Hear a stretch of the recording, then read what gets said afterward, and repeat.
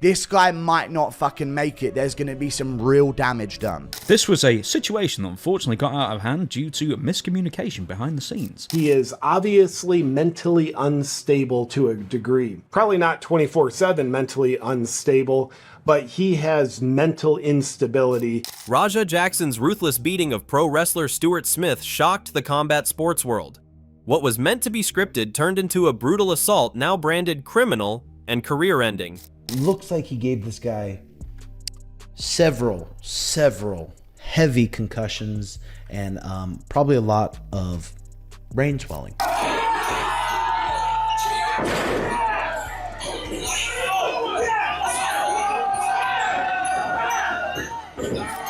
The whole arena froze the second Raja Jackson snapped. One moment it looked like just another pro wrestling stunt, and the next, Stuart Smith was being slammed headfirst into the mat with a thud that silenced the crowd. What followed was worse. Raja pounced and unloaded more than 20 punches on a man who was already unconscious. The referee didn't step in, the wrestlers around the ring didn't move, and the announcers could only scream, "Ref, ref, stop the fight!" But nothing stopped until Raja decided to stop. And Raja's streaming, so he's thinking about getting some clicks too. But clearly the guy's trying to set up a little WWE skit. Clearly. That clip spread online within minutes, and the reaction was immediate and unforgiving. Comment after comment echoed the same words. This wasn't wrestling. This was attempted murder. Pro wrestling fans are used to theatrics, used to wild storylines and fake punches, but this was real violence, and it crossed a line that can't be uncrossed. But here's the thing, you've probably seen this going around. The victim, the wrestler that he brutally attacked, he started it. And that's where the firestorm began. Because Raja Jackson isn't just any upstart trying to make a name in the ring, he's the son of Quinton Rampage Jackson, a former UFC champion, a man who made his name by slamming opponents into the canvas with terrifying force, but also by entertaining crowds with his humor and personality. Rampage is still remembered as one of the most charismatic figures in MMA history. He's 25 years old. He was 4-0. 4-0 as an amateur, started fighting, now he's streaming. The contrast couldn't be sharper. While Rampage built his career on discipline, skill, and larger-than-life charisma, Raja is already carving out the reputation of being spoiled, reckless, and dangerous. Fighters have pointed out repeatedly that if Raja wasn't Rampage's son, nobody would be defending him. There would be no debate. He'd simply be another young man facing felony charges after a brutal assault caught on camera. But because of who his father is, every move Raja makes is amplified, and every mistake he commits reflects back on Rampage's legacy. And that's the tragedy here. The question being asked isn't just about Raja, it's whether his reckless actions are dragging down the very name that Rampage spent decades building inside the cage. I didn't know. I thought you were at work first. Don't see my wheel. Just hold the camera. I get it. We're not working out. Well, he's going to come out on your mat, Joes. I know you keep thinking we're working. We're always working. But let's rewind and go back to what really happened that night inside the KnockX Pro Wrestling event in Los Angeles.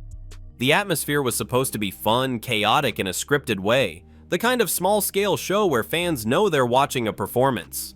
Wrestling has always blurred the line between reality and theater, but on this night, Raja tore the script apart. So now he has a chance to jump in there and toss this guy. Just got slammed gnarly on the back of his head, and the back of the head is what fucks people up. Fucks their brain up. Without warning, he scooped up Psycho Stu and slammed him with real force, dropping him on his head in a way that wasn't choreographed or safe. Stu hit the mat and didn't move. That's when the crowd expected someone to intervene, but instead Raja dropped to the floor and started punching, hard, fast, and relentless. More than 20 blows landed on a man who wasn't even conscious to defend himself. Sure, it sounds like he's awake and stable, but still, in critical condition. It sounds like there's some broken bones in his face, and he's dealing with some of that stuff. Witnesses say Smith lay there for 6 terrifying minutes before medical help stabilized him. Reports later confirmed he was hospitalized and listed as stable but critical. The most haunting part? Only one person, a bystander with pink hair, even tried to pull Raja away. Everyone else, from the announcers to the wrestlers standing nearby, froze in shock. They didn't know if it was part of the act or if they were watching something far darker. And it was darker. Even seasoned fighters who've been in wars inside the cage said watching the clip was disturbing, because this wasn't two trained men competing under rules. This was one man mauling another who couldn't fight back.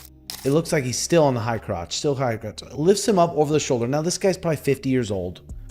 50 years old, not in the best shape of his life. That's why the fallout has been so intense. This isn't being discussed as just another wrestling incident gone wrong. People are calling it a crime, a violent act that left a man unconscious for 6 minutes, and a community divided over whether Raja should face prison time or rehabilitation. And right at the center of it all is Rampage Jackson's legacy, respected, admired, but now being tested by the shadow cast by his own son. Say, listen, man, I get it, man. I can't tell you, like, if that's how you handle problems, that's how you handle problems. But also, you going to jail. The clip didn't just blow up online, it lit the entire MMA world on fire. Fighters, analysts, even retired pros who normally don't say much all came out swinging with takes that were as brutal as the clip itself.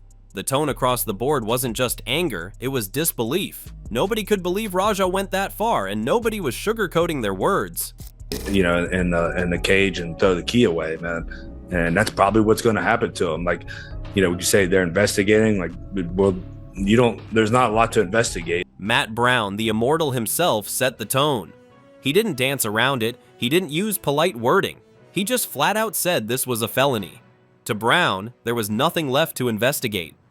The video told the whole story. One man unconscious, the other raining down punches like it was a cage fight with no ref. Brown made it clear. Raja didn't just cross a line, he jumped 10 miles over it. Any logical human knows what they saw and knew this guy might not fucking make it. There's going to be some real damage done. Then you had MMA Guru, who has built a reputation for being harsh, but even by his standards, he went nuclear.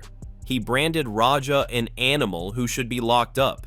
And in the same breath, he turned the spotlight onto the only person in that whole arena who actually tried to do something. The random bystander with pink hair who stepped into the chaos. Guru didn't hold back. That pink-haired guy was the only real man in the building. And honestly, looking at the footage, it's hard to argue. While everyone else stood there frozen, pink hair guy was the one who said, enough. He got to go lay down for a little bit. Like, if it was my son, that's what I would tell him. I mean, you a grown man, bro. You can't condone that type of behavior. Kevin Lee also jumped in, and his angle was a little different, but just as sharp. Lee didn't just call Raja reckless, he pointed out how dirty it really was. He said Raja snuck Stu while the guy was literally in character expecting a performance, not a real fight. Lee's point was simple. Grown men face consequences for their choices.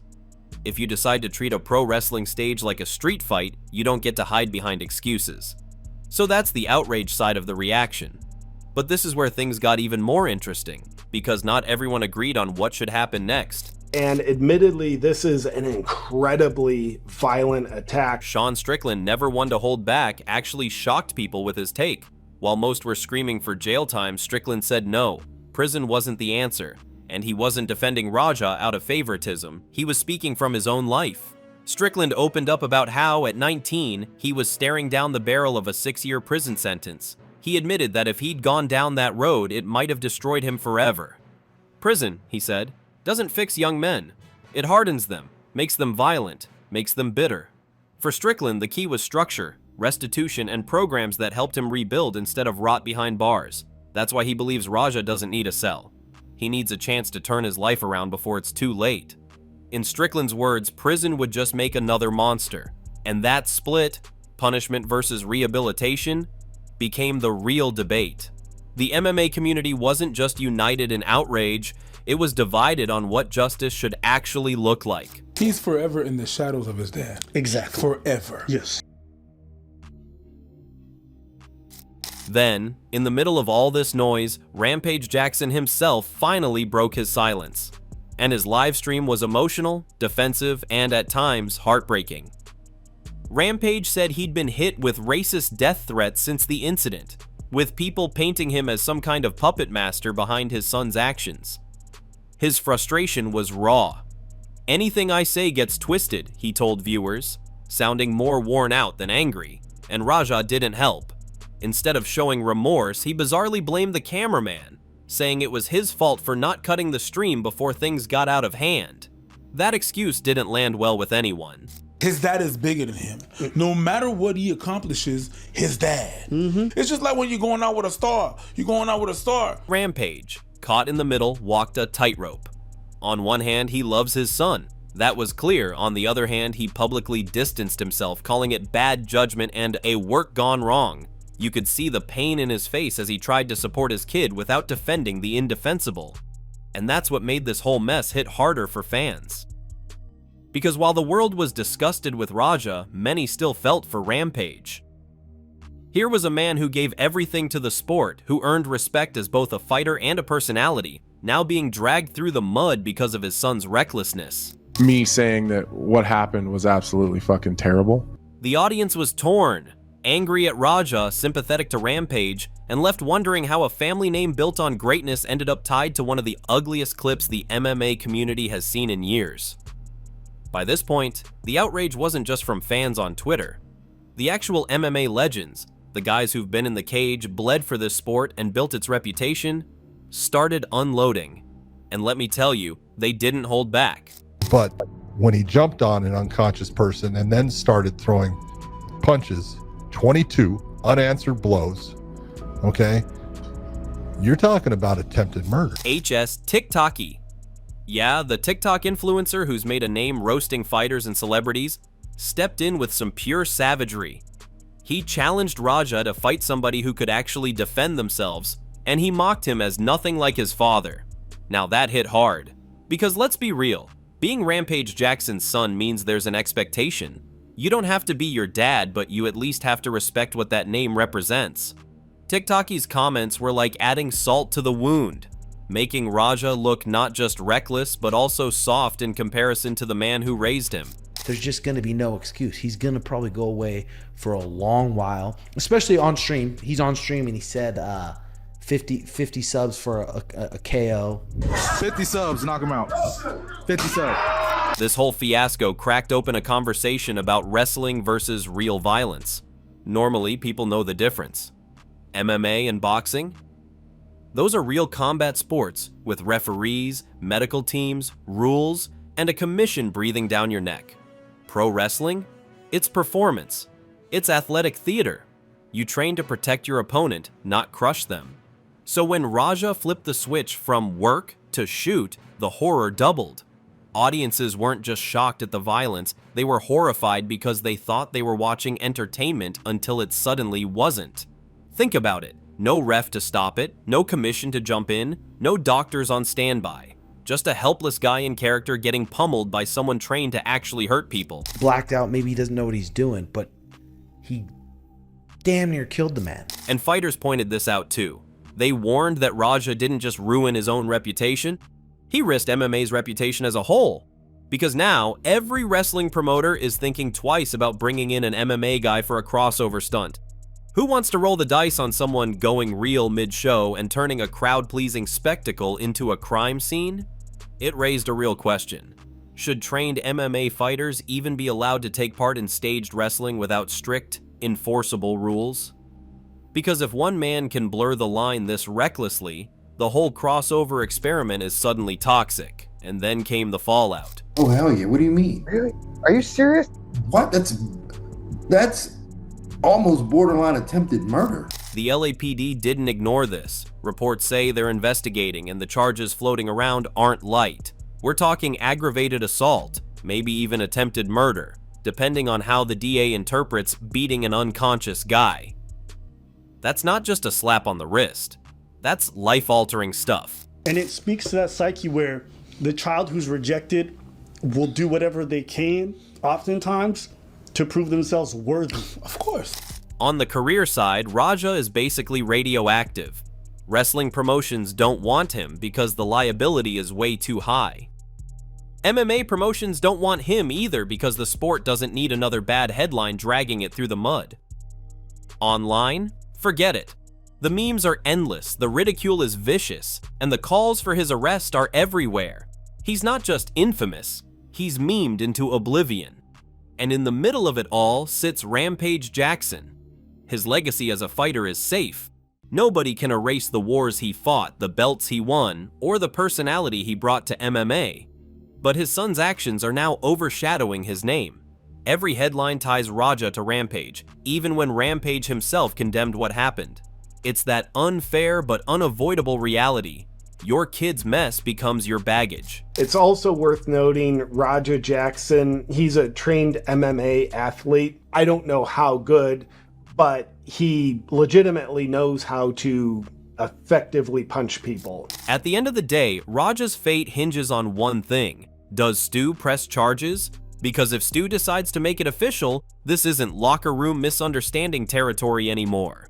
This becomes felony territory.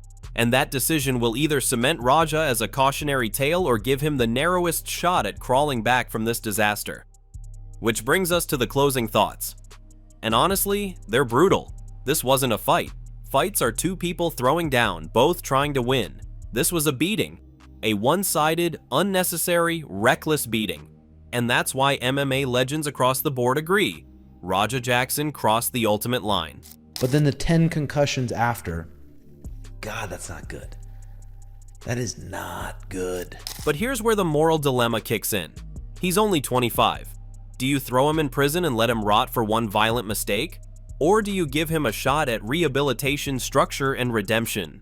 It's the same debate Strickland and Brown were having earlier, but now it's not just talk. It's the kid's entire future on the line. And to really leave you with the weight of this whole mess, remember Rampage's haunting words. Anything I say gets twisted. That right there sums up the chaos.